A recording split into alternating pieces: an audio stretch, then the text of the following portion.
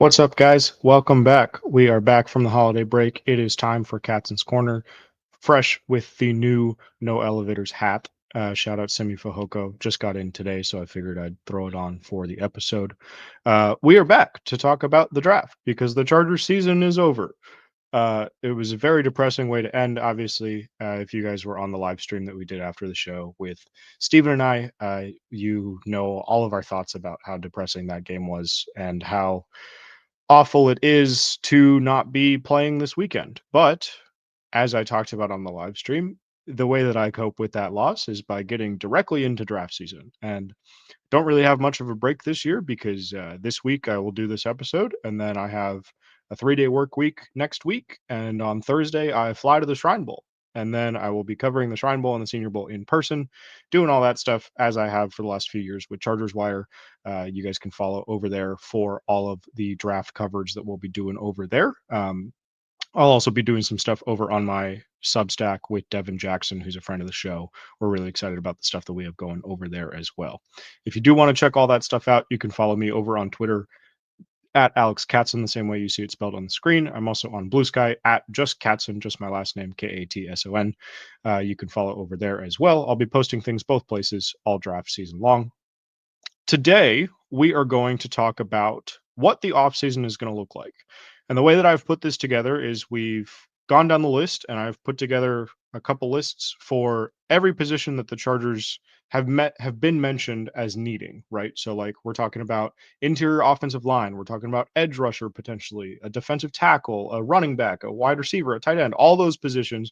We're going to go through them. We're going to talk about the free agent class, we're going to talk about the draft class, talk about maybe where the strengths and weaknesses are in both, and talk about what might be a better use of free agent money versus what might be a better use of draft capital based on purely just here are where the good players are. Here's where the Chargers are going to be able to get a little bit of an advantage. Here's where they're going to have an edge in terms of like this draft class at X position is super deep. And so you can get a guy in the third round that's going to be a starter.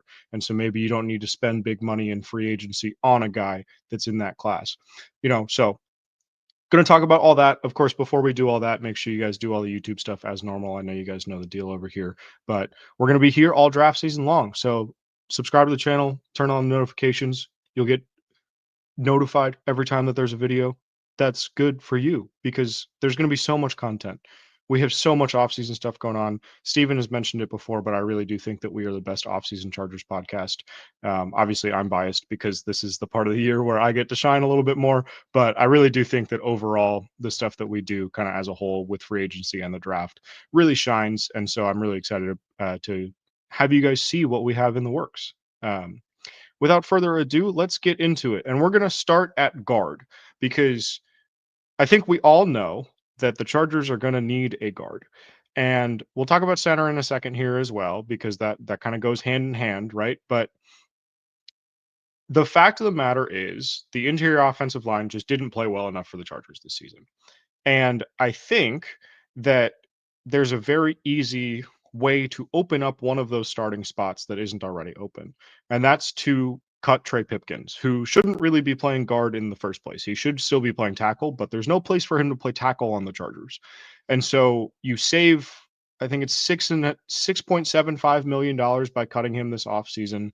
I think you have to do that basically. Like he just didn't play well enough at guard to be worth the cap hit that he's going to have this offseason. And so you have to make some sort of move there. I do think that maybe they're going to bring in some competition for Zion Johnson. I don't necessarily think that he's going to get outright benched, but I think you're going to see that they're going to bring in some competition maybe on that left side, bring in somebody that might compete for the starting job next year, because I wouldn't expect them necessarily to pick up Zion's fifth-year option. That's going to be a decision point this spring.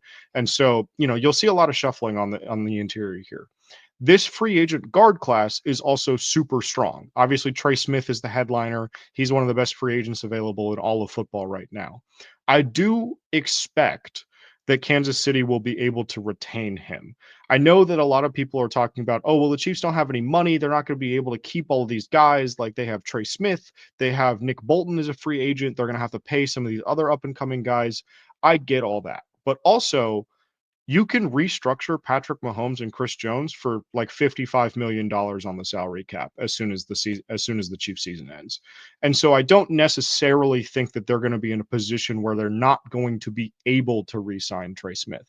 Does that mean he's not going to be available? Not necessarily. The Chiefs might choose not to do that. I don't know why they would do that because Trey Smith is awesome, but they might, right? Like there's always a number of different things at play. Obviously, Smith had some of the blood clot issues coming out of college. Haven't really heard a ton about it since he got into the NFL, but still might be kind of a little bit of a concern behind the scenes, especially if you're thinking about paying him big, big money. So he might come on the market. I think if he comes on the market, that's an easy one. Give him $25 million a year, bring him to the Chargers, easy, plug him in. You have an all pro at guard. Done. Boom.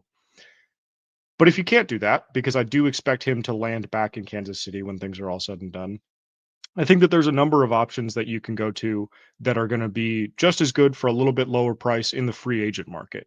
Will Fries in Indianapolis, I think, has come along really well. He's really developed as a day 3 pick that I think is deserving of a bigger contract. I think he's going to get probably somewhere in like the $14-15 million a year range. Kevin Zeitler in Detroit is awesome. He's also old. I think he's somewhere between 33 and 36. I can't remember exactly what it is right now, but he's up there. And so if they sign someone like that, or like a Zach Martin, if Martin doesn't retire, but it sounds like he is, you're probably going to get that guy on like a 1, maybe 2-year deal with Zeitler. I think with Martin, it's only ever going to be a 1-year deal if he does decide to play again next year. And then you're going to have to draft someone as competition, as like the starter in waiting, basically, right? I think Ben Bredesen in Tampa Bay is another great option that is available that isn't on this list. I tried to do 3 and 3 just for spacing and everything, but this free agent guard class is excellent. I think that this is definitely a place where the Chargers can and will try to spend some money. But if they want to go the vet route, they want to sign a guy like Zeitler or something like that, or they strike out, right? I think that there's also plenty of guys available in the draft that would make sense from a capital perspective. And so let's start this conversation by talking about Tyler Booker, the Alabama guard, because I know a lot of people are speculating because he kind of popped up in some first round mock drafts in the late fall that he might be an option at 22. I do not think that the Chargers are in a position as a team to take a guard with the 22nd overall pick. And what I mean by that is that while Jim Harbaugh and Greg Roman's team is built around the trenches and it's built on running the ball and doing all right, like Booker is not a good enough guard prospect to me. And I love Tyler Booker. Don't get me wrong. I think he's a fantastic prospect, but I don't think he's a good enough prospect to me to ignore the other needs that you have where the classes are deeper and better at the top, when you can also just spend the money in free agency when you have the money to spend. And so I don't think that 22 makes a lot of sense. I think if he falls a little bit, which I think is possible because he's going to be scheme dependent, Booker is, because he's 350 pounds, 340 pounds at minimum. And so he's not going to fit in a lot of these outside zone teams that you see in the playoffs that are still remaining, right? And so there's going to be a lot of teams that have a much lower grade on him comparatively speaking because he's just not very fast. He's not very quick. And so if he does fall down to like the end of the second where the Chargers are picking, like we kind of saw with a guy like Osiris Torrance, who's with the Bills, who's actually Brandon Thorne, who's one of the best offensive line evaluators on the internet. His pro comp for Booker is Osiris Torrance. And I think it's a very similar sort of thing where we saw Torrance kind of in first round mock drafts. It didn't necessarily like come to fruition in that way. I think that it's something where like you have to think about that sort of thing. Moving on from Booker, I think Tate Ratledge makes a lot of sense at Georgia. Georgia runs a lot of inside zone, a lot of gap runs, and Ratledge is fantastic. I think he's a top 75 player at minimum. And so if you want to go into rounds 2 or 3 and pick a guard, which is normally where you get a guy like this, I think that that makes a lot of sense. And I think further down the board, if you want to grab a guy like Clay Webb at Jacksonville State, who just accepted a Senior Bowl invite earlier this evening, I think he's a guy that we've talked about on the show before. Guard center versatility kind of would be your Brendan Hymas replacement, sort of, but not really because I think he would be better than that. Um, and would be able to compete at guard, would be able to compete at center. Probably not going to cost you more than like a fifth, sixth round pick. I think that makes a little bit more sense, kind of where the Chargers are potentially going to be at with the way that they might be spending in free agency at guard. Let's move over to center here. This center class, both in the free agency and in the draft, I think are very shallow. There are good players in both of them, but I think that you run out of the good players quickly. And so in the free agent class, you have a guy like Ryan Kelly, who I think is going to get about $10 million. He's a vet. I think it's going to be a short-term deal. If you pick a guy like him up, you have to draft a starter in waiting, the same way that the Colts did this offseason when they took Tanner Bortolini. And then Kelly gets injured, Bortolini comes in, he plays great, and all of a sudden Kelly's a free agent and he doesn't have a place on the Colts anymore. That's the whole reason we're talking about him potentially coming to the Chargers, right? And so that plan has to be the same if he comes to the Chargers. You have to draft a guy who's ready to step in, especially now that Kelly has a little bit more established of an injury history. I think Robert Hainsey is kind of a sneaky guy in Tampa that makes a lot of sense. I was talking to John Ledyard, who covers the Bucks for Pewter Report, about this on Twitter the other day. Hainsey is a guy that has not started a ton for the Bucks. He's kind of been in and out of the starting lineup with the way that they utilize their picks the last couple of years, where they drafted Graham Barton, who started at guard and center. They have Cody Mock out there, who started at guard, has started a little bit at center as well. Hainsey has gotten kind of pushed out a little bit, but when he's played, he's been pretty good. He does have a lot of gap experience, which I think is going to be important for the Chargers. There's a reason that I don't have a guy like Drew Dahlman on this list, because he is not a gap blocker. He's just not going to fit the Chargers. I don't think that he's going to be really in consideration that heavily.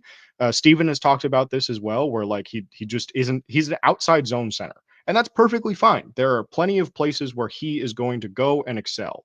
But I don't want you to come back 3 months from now and be like, oh, we should have signed Drew Dahlman. He's not going to fit this offense. And so he's going to go to an outside zone team and he's going to play well. And then Chargers fans 3 months from now are going to be like, oh, we should have signed Drew Dahlman. No, we shouldn't have. Anyway, sorry about that rant. I do think that ultimately the thing that makes the most sense, based on the way that the Chargers have spoken about it, based on the way that he has spoken about it, the player, based on everything about it, I think that what's going to happen here is they're going to bring Bradley Bozeman back. And I know that that's going to not be everyone's favorite option. It's not my favorite option, but I think it's what's going to happen. And I think that the reason for this, right, is if you think about Greg Roman's offenses in Baltimore, Steven has talked about this a little bit too, right, where the offenses in Baltimore never really had an elite center until they drafted Tyler Linderbaum a couple years ago. And a lot of those years, the center was Bradley Bozeman. There's been a couple of other guys that have rotated in and out there, right? But like this offense, for as trench heavy and as run heavy as it is designed to be, is not reliant on having a dominant center. And so you don't necessarily, from a team building perspective, need to spend as much in that area. Would it be nice to? Of course, I would love to. But I think that Greg Roman is going to look at it. Jim Harbaugh is going to look at it. Bradley Bozeman is a great locker room guy. He's been a cornerstone of establishing this culture in year one. I think they're going to bring him back on another short-term deal and draft a guy behind him. So let's talk about the draft class. What do we got here? Jared Wilson at Georgia is the one that everyone is going to kind of latch on to. I think I am going to end up lower on him than most people. Brandon Thorne gave him a 4th-round grade. Again, Thorne is one of the best offensive line evaluators, period. I basically just take his word as gospel if I haven't seen a player before. I end up a little bit different from him most of the time, mostly because I don't know what I'm seeing as well as he does. And so I will defer to his opinion most of the time. Even after I watch players, I think that he's fantastic. He gave Wilson a 4th-round grade. And the thing with Wilson is like the athleticism obviously pops off the page. And Georgia, again, big gap scheme is going to kind of fit the type of runs that the Chargers want to run. But also he doesn't have the arm length to be a like elite NFL center. There's going to be times where he gets pulled, and there's going to be times where he overextends, and there's going to be times where people get into his frame and push him back, and it's just that's going to happen. And so you have to almost sort of scheme around that sometimes. And I think that that's going to be sort of tough. Like that's a tough sell for a lot of teams in the day 2 range. I think that he's going to be someone that's like I'm going to be much closer to like a 4th, 5th round grade, I think, on him than I am a 2nd, 3rd round grade. Jake Majors at Texas is another one that I think is going to be an option. He's a 5th-year senior, just declared for the draft a few days ago. I don't think he had a choice, but he is in the draft. I think he's going to be a good option.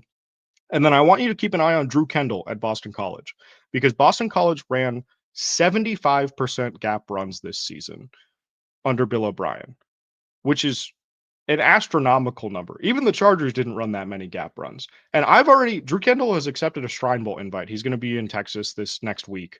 And I've already heard from some people that I trust a lot as they're kind of getting ready for that game that he's really popped off the screen to them. And so I'm really excited to see how he does. Maybe we'll get to talk to him a little bit. Who knows? I'm not going to promise anything. We'll see what happens, and everything. But like, I think that he's someone to keep an eye on as a potential riser in this draft class. Moving on to edge rusher here.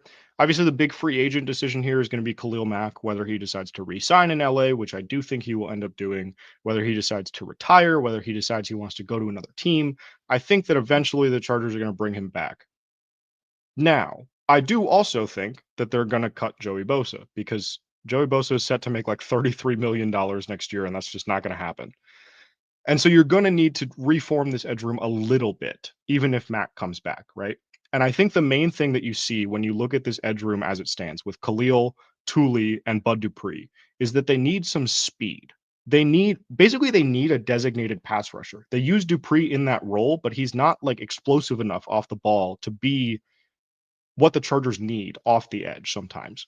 And so I think if you look at the free agent class, there's not a ton of guys in this class. I don't really like Hassan Reddick. I think that he's not going to be a philosophical alignment with the way that the Chargers operate. I'm more looking at sort of budget guys here. Dennis Gardick in Arizona is a guy that has kind of gone under the radar a little bit. I think that he is a nice player. He's a nice complementary player. He's kind of been the Cardinals' main edge rusher the last few years, so he's kind of gotten a little bit too big for his britches per se. Has some injury history, but I think is good in the right role. And then Josh Uche with the Chiefs, he's going to be a free agent. Hasn't really done a ton with the Chiefs, but with the Patriots was basically used exclusively in that DPR role, which I think is exactly what the Chargers need. I think that if he's not going to get that much money because he hasn't really produced since he got traded to Kansas City. And so I think that's maybe someone you can take a gamble on, get him in the room at edge 3, edge 4, and just let him loose for a few snaps a game. If you want to move to the draft, there's plenty of speed rushers that you can take in the draft. The big one is going to be James Pierce at Tennessee, who took his declaration decision right down to the wire, declared yesterday, which was the deadline to declare. I think that he's going to be an option at 22. I think that there's been top 5 hype for him. I don't think we're going to get that high with him because he can't really defend the run. I was talking in the Discord with a few people. Shout out the Discord. If you guys aren't aware already, you can join the Guilty as Charged Discord. But I was talking with some people in there about Pierce, and I basically said like where he's at right now as a player is basically like what we thought the ceiling of Chris Rumpf would be, where like you are not ever going to get probably even an average run defender out of James Pierce. But if you were just looking for a speed rusher DPR, he is elite at that. That is like his bread and butter. And so if that's all you want and you want to take that guy at 22 and develop him into, a little bit more of a complete player, I'm all for it. Let's do it. Mike Green is another one. Donovan Ezeraku. We've talked about those guys before. Josaiah Stewart is, I think, an interesting one. His stock is kind of all over the place. I really don't like that he's getting like round 2, round 3 buzz. I think that's kind of early for me because he's 6'1", 245. Like he's really small. So I think he's going to be more of like a day 3 type, probably around like 4 or 5. But that's a perfect time to get a DPR. Like that's exactly when you get those guys.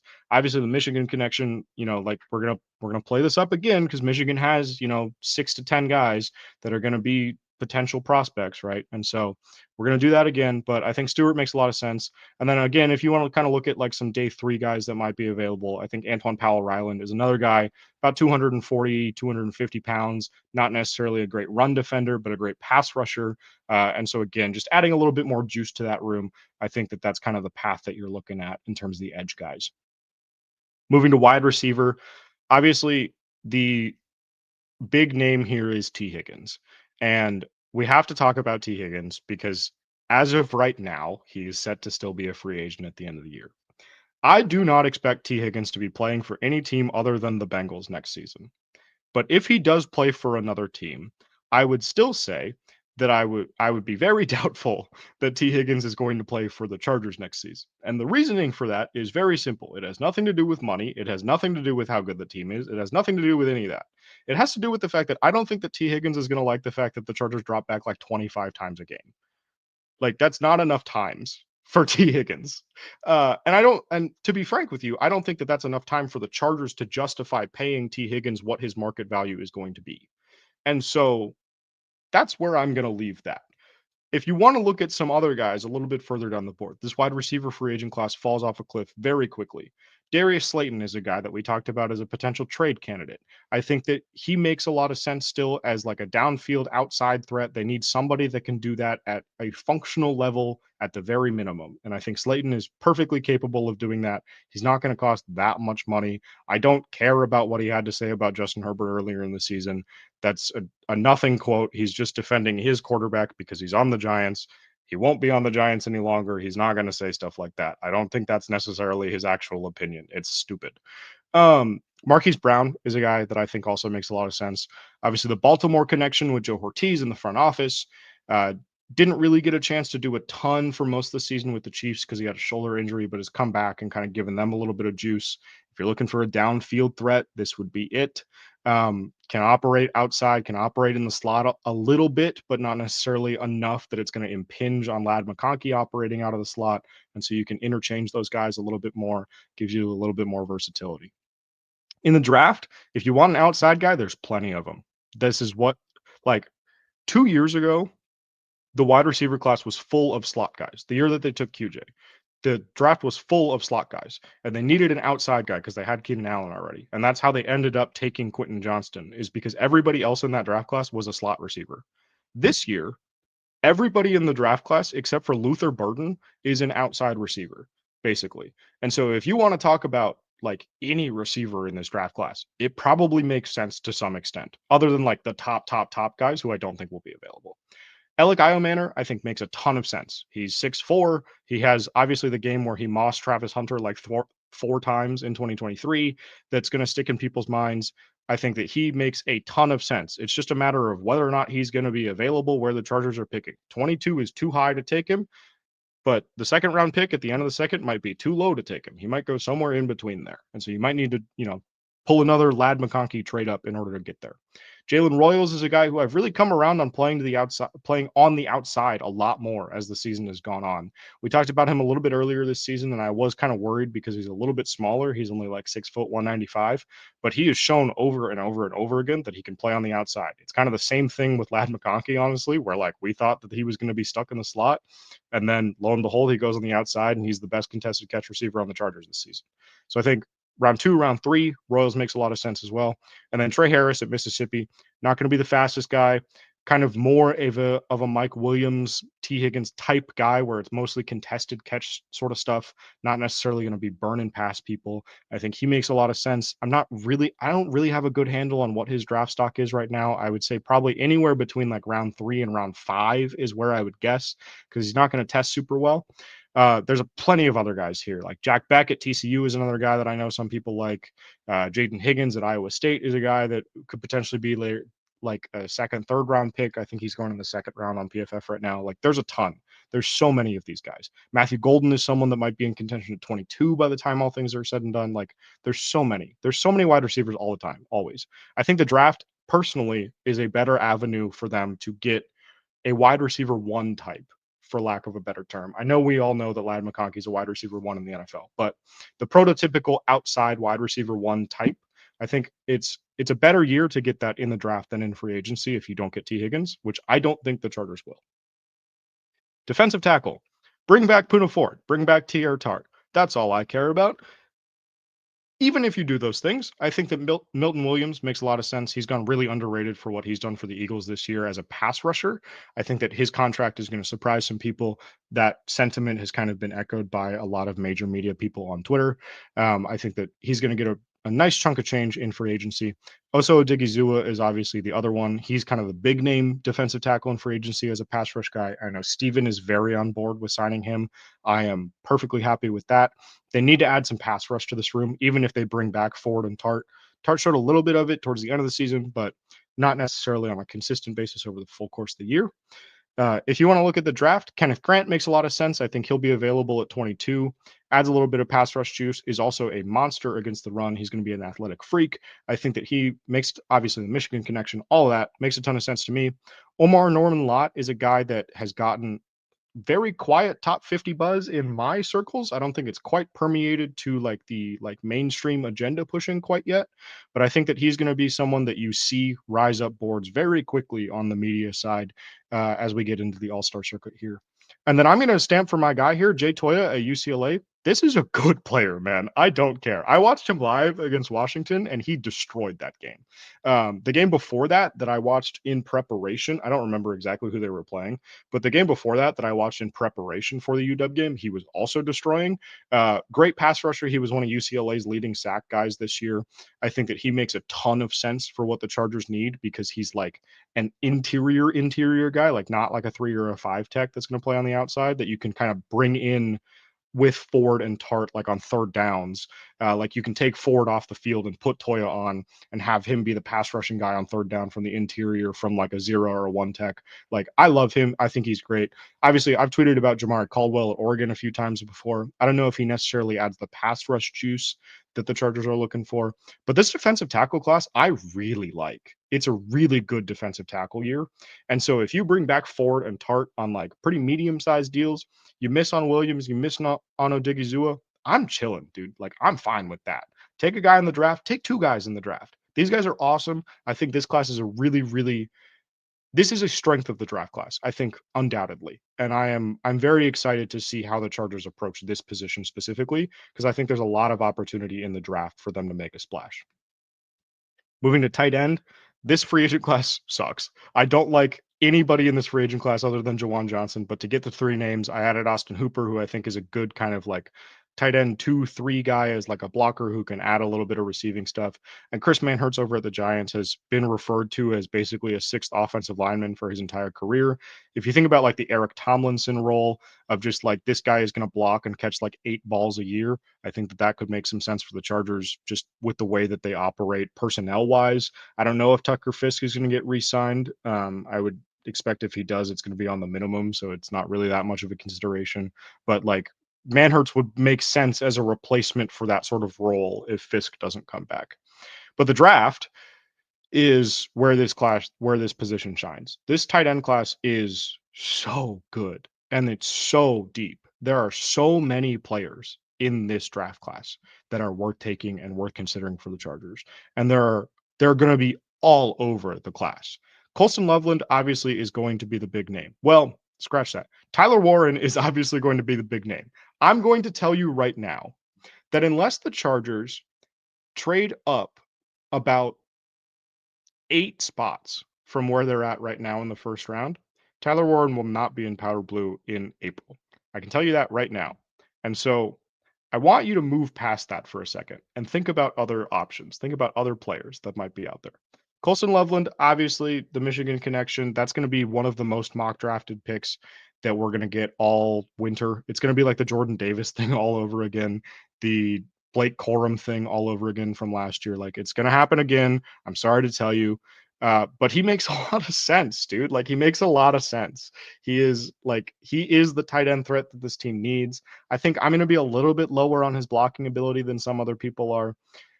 His receiving ability this year, I think some of it went into the fact that Michigan just had absolute zeros at quarterback all season. He's not necessarily super dynamic after the catch, but I think you can get away with it a little bit. Obviously, Harbaugh knows exactly how to use this guy because he was at Michigan for 2 years with him. But if you want to move further down the board, Harold Fannin Jr. at Bowling Green, I'm going to be higher on his ability as a blocker than I think some people are. I think that he is a potentially viable blocker in the NFL, but probably not ever a good one. And the comparison that I've always kind of used with Fannin as it relates to the Chargers is the process by which the Ravens took Isaiah Likely a few years ago, where Isaiah Likely coming out of Coastal Carolina could not block. He wasn't asked to, basically ever. He was just a wide receiver that lined up in line, and Coastal's offense was basically the triple option. And so everything was kind of wonky about it, and it was very, very weird and bad. But they drafted him when Greg Roman was still there. And they were just like, well, we're just going to have this guy run routes while we teach him how to block. And now, like, Isaiah Likely's a great player. And so I don't know. I think that, like, there is a path, especially if he comes to a organization like the Chargers. I think there's a path where Harold Fannin figures it out and is able to operate as like an actual real tight end. And so I think that he makes a lot of sense. I'm not as concerned about it as some other people are. And then I'm going to continue to stamp for my guy, Jake Browningstool at Clemson. I think he's horribly underrated in this draft class. I really like him. I think you're probably going to be able to get him in like the 4th, 5th round. Just a complete guy, just solid, can do everything. He's a great blocker, great receiver. I'm very excited about him. He's going to be, I think, at the Senior Bowl. He's going to be at one of them. I'm going to see him in the next couple of weeks. I'm very excited for that. I think he's a great player. Corner.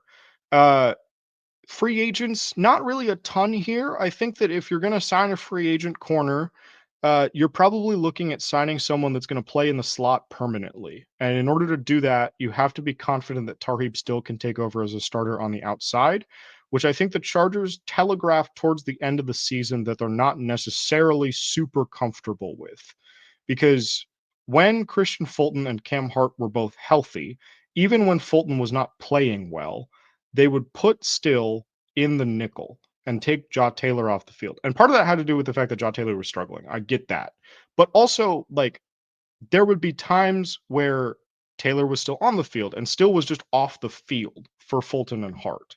And I think, like, Fulton had done enough during the early part of the season to earn that trust from the coaching staff. But I also think that maybe it says something about the way that they feel about Still long term on the outside. That said, if you're comfortable with Still on the outside, I think that there are 2 pretty good slot corners available in free agency. They're not going to cost a ton necessarily. Mike Hilton in Cincinnati has been one of the best slot corners for a long time in this league. I think he's probably going to get around like 10 million or so. If you want to sign someone to play in the slot, he'd be the guy. Jordan Lewis, I think, also really revitalized his career in the slot for the Cowboys this season. I wouldn't be too upset at paying him like $5-6 million to come play the slot in LA. If you do want to sign a guy on the outside and you want like a bona fide CB1, the guy to go after is going to be Byron Murphy over in Minnesota. Signed a prove it deal with the Vikings. Well, actually, that's not true. He's been with the Vikings for a couple years. But anyway, borderline all pro this season, had like 6 interceptions.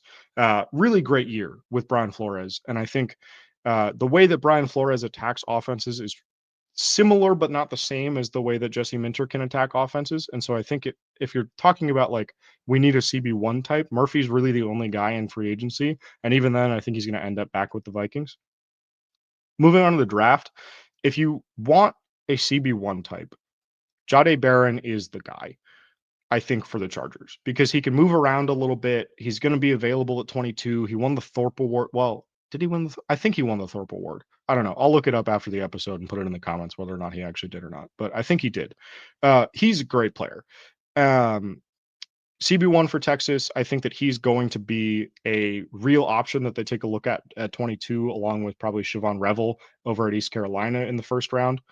I want you to keep an eye on Azariah Thomas at Florida State, who I think is going to get into that conversation as well at 22. He's a lot lower than that in mock draft simulators right now, but he is a fantastic player. I think he's around 1 corner in my eyes, at least right now.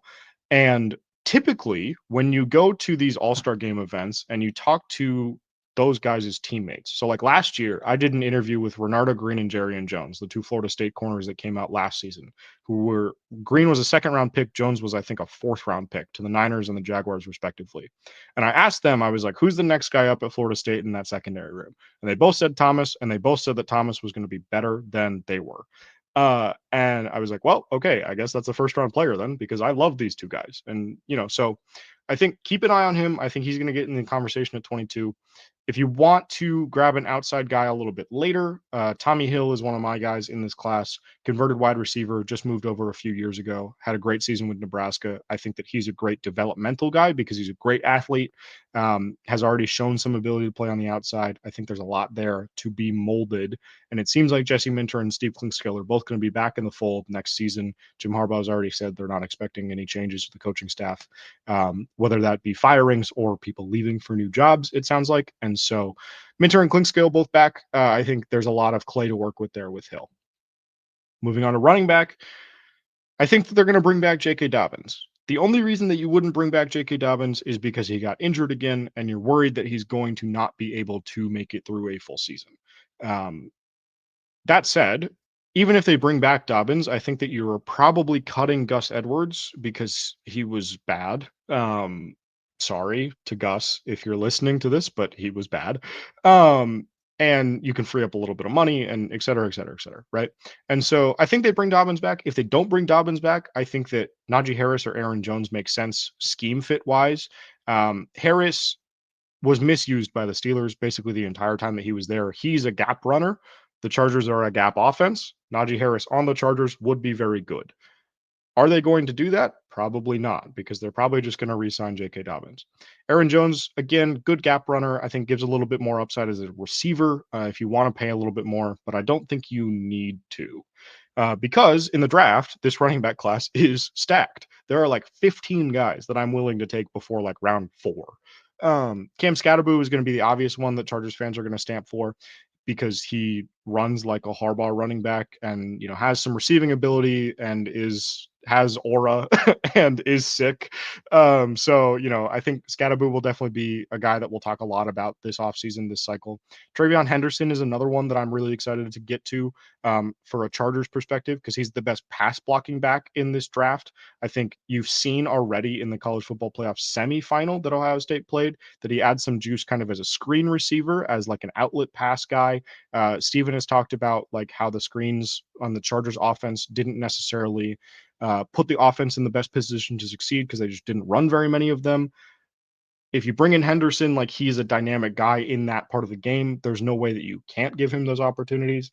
And then Kalel Mullings is going to be in the conversation. Again, Michigan connection. He's a great gap runner. I think he's a great like short yardage churner type guy. Probably going to be like a day 3 pick just because he's not going to test super well, but someone that I think fits the Chargers very well, could very easily take over that like Hassan Haskins role that the Chargers had this season and do that a lot better than Haskins did. And so I think he's going to be on the radar as well. Got to keep an eye out for that. That's going to do it for this week, guys. We went a little bit over. Sorry to Steven, who is editing this video. But we had a lot to say. There was a lot to get through. And so, yeah, so that's how I kind of think the offseason is going to shake out. I think the running back class, the tight end class, the defensive tackle class are all super strong in the draft. They don't necessarily need to spend a lot of money in free agency there. I think guard, you want to spend in free agency because the free agent class is just phenomenal. Edge rusher, you probably want to go to the draft. You might want to, you know, like maybe you can get a free agent speed guy as a vet for cheap. I think, you know, there's a lot of different ways that the Chargers can approach this. We'll get into a lot of the different scenarios that they can do from a draft standpoint of obviously over the course of the next 3 or 4 months. Next week, we will do some Shrine Bowl and Senior Bowl stuff. I don't know if I'll have time to record a video before I go out there, but if not, I'll probably record a video once I get out there. And then the week after that, we'll be in the middle of being on the road. So if I can get a video out, it'll be from the road. I'll give you guys the updates about what's going on out there. A lot of travel coming up for me. It's kind of the best time of the year for me. Really excited about everything on the horizon. So again, make sure you guys do all the YouTube stuff so that you get notified when new episodes of this show come out, because this is going to be sort of, you know, we're really hitting it hard this year. I'm really excited about some of the stuff that we have lined up for you guys. And then if you want to follow the rest of my work in non-video form, you can go over to Twitter and follow me at Alex Katson, or you can go over to Blue Sky and follow me at Katson, Katson. I'll be over on Chargers Wire and on my Substack with Devin Jackson talking about the draft for the next 3-4 months here. Thank you guys so much for watching, and I'll be in the comments responding to any questions that you guys have. And until next time, I will see you guys later. Peace.